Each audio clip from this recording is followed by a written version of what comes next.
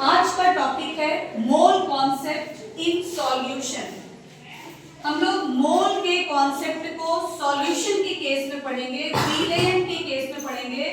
जब सॉल्यूट में सॉल्वेंट को मिलाते हैं तो सॉल्यूशन बनता है। सॉल्यूशन क्या होता है? The homogeneous mixture of two और मोर कंपोनेंट्स। ठीक है, जिसको हम हिंदी में कह सकते हैं दो या दो से अधिक अवयवों का समांगी मिश्रण। सॉल्यूशन क्या होता है? The homogeneous mixture of two और more components are called solution. Solution होता है जब दो या दो से अधिक अवयव, जिनमें मुख्य दो अवयव होते हैं, दो कंपोनेंट होते हैं, एक को कहते हैं सॉल्यूट, विलेय, हिंदी में उसे कहते हैं विलेय, और दूसरा होता है सॉल्वेंट यानी कि विलायक। जैसे अगर आपके पास चीनी को पानी में मिला दिया जाए तो एक विलयन का निर्माण होता है, एक घोल का निर्माण होता है, जिसे हम समांगी मिश्रण के रूप में देखते हैं। क्योंकि आप जानते हैं कि जब चीनी को आप पानी में मिलाते हैं तो आपको क्या चीनी अलग से नजर आता है? नहीं नजर आता है।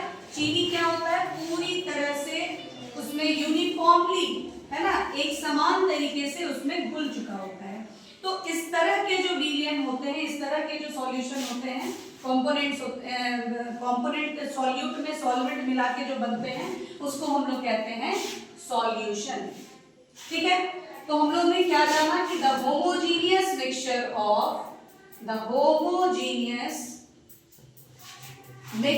ऑफ टू और more components are called solution. ठीक है, सॉल्यूशन के कितने कंपोनेंट हैं? सॉल्यूशन के कितने कंपोनेंट हैं, कितने अवयव हैं? दो। कौन कौन सा है? एक हो गया सॉल्यूट, जिसको हम कहते हैं विलेय, और दूसरा क्या हो गया? सॉल्वेंट, जिसको हम कहते हैं विलायक। और सॉल्यूशन किसको कहते हैं? विलयन, घोल या फिर विलयन। और होमोजीनियस का मतलब क्या होता है? समांगी मिश्रण। समान रूप से सारे कंपोनेंट जब मिक्स हो जाते हैं, मिल जाते हैं, जैसे लगता है कि कोई एक ही कंपोनेंट है, तो उसको हम लोग कहते हैं होमोजीनियस या फिर समांगी। ठीक है, सॉल्यूट क्या होता है? सॉल्यूट क्या होता है? वैसा अवयव, वैसे कंपोनेंट जो कि घुलते हैं, जो कि कम अमाउंट में लिए गए रहते हैं, उसको हम क्या कहते हैं? सॉल्यूट कहते हैं। जो कंपोनेंट, जो अवयव कम मात्रा में लिए जाते हैं और जो जाके घुलते हैं, डिसॉल्व होते हैं। जैसे चीनी और पानी के घोल में चीनी घुल जाता है, तो चीनी क्या है? सॉल्यूट है यानी विलेय है। और जो पानी है वो क्या है? सॉल्वेंट है यानी विलायक है, जो लार्ज अमाउंट में लिया जाता है, ज्यादा मात्रा में लिया जाता है, और जिसमें कंपोनेंट घुलते हैं। ठीक है, सॉल्वेंट वैसा कंपोनेंट है जो कि सॉल्यूशन के फिजिकल स्टेट को, उसकी भौतिक अवस्था को का निर्णय करता है। जैसे अगर आप चीनी को पानी में घुला दिए तो जो घोल बनता है, जो विलयन बनता है, वो कैसा होता है? लिक्विड फॉर्म में होता है, द्रव अवस्था में होता है। तो सॉल्वेंट पानी था, द्रव अवस्था में था, इसलिए सॉल्यूशन भी क्या हुआ? द्रव अवस्था में। यानी सॉल्यूशन का जो भौतिक अवस्था है वो किस पर डिपेंड करता है? किस पर निर्भर करता है? सॉल्वेंट। समझ में आ गई बात? तो सॉल्यूट हुआ वो कंपोनेंट जो कि कम अमाउंट में लिया जाता है और जो घुल जाता है। सॉल्वेंट वो कंपोनेंट होता है जो ज्यादा अमाउंट में लिया जाता है, जिसमें दूसरे कंपोनेंट घुलते हैं और जो सॉल्यूशन की यानी विलयन की भौतिक अवस्था का निर्णय करता है। समझ में आ गई बात? अब कोई भी सॉल्यूशन की सांद्रता जो होती है, किसी भी सॉल्यूशन की जो सांद्रता होती है, वो किस पर निर्भर करती है? सॉल्यूट पर निर्भर करती है। ठीक है, यानी किसी भी सॉल्यूशन में, किसी भी विलयन में कितनी मात्रा यानी किसी सॉल्यूशन में सॉल्यूट कितनी मात्रा में है उससे उस विलयन की सांद्रता का पता चलता है, कंसंट्रेशन का पता चलता है। क्योंकि बिना सॉल्यूट और सॉल्वेंट के कोई सॉल्यूशन का निर्माण तो होगा नहीं। जब कोई सॉल्यूशन बन रहा है तो उसमें दो कंपोनेंट तो जरूर होंगे, एक होगा सॉल्यूट, दूसरा होगा solvent.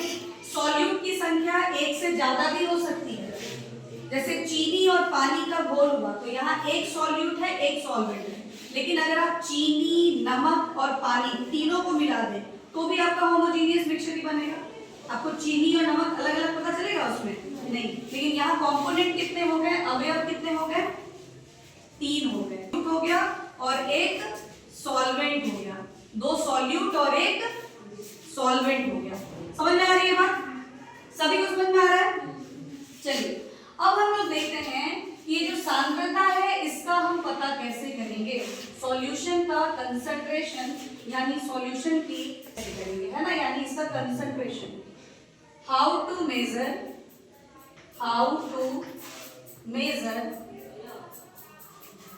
concentration of solution, concentration of solution। Concentration का मतलब होता है सांद्रता, ठीक है।